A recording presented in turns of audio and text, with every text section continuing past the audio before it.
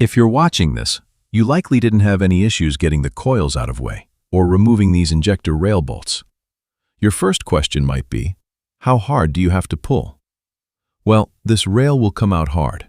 Start at one end and pull firmly until the injector or rail pops up.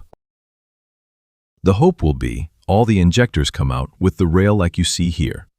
However, if you're watching this video, you likely have at least one injector stuck in the head like I did. Let's go over the procedure for getting these out of the head. You're going to find these injectors are too far down for most of our normal methods of extraction. You'll likely want to purchase this extraction tool. I'm going to show you how to use it, and in most cases, it works well. Once you have the tool, remove the slide hammer portion of the tool. Now install the other end of the tool over the injector like you see here. Noting the opening in the tool is meant to slide over the injector connector portion of the injector. Once you have it slid all the way on, hold this part of the tool with a small channel locks. Now, tighten this end by turning clockwise with another channel locks. Hand tight likely won't work. I really had to make these tight to get a good grip on the injector. Now, install the slide hammer portion. Begin rapidly cycling the slide hammer until the injector pops out. The slide hammer slid off several times before finally pulling out 2 of the 3 stuck injectors. The last injector was a larger issue. As you can see, the plastic portion the injector tool grabs onto pulled off, leaving the injector stuck in the head. There was no longer enough for the injector tool to grab onto. I had to get creative. This needle nose pliers was able to get a grip on the remaining injector. I found a nut the same thread as the slide hammer and welded that nut to the adjustment on the vice grips.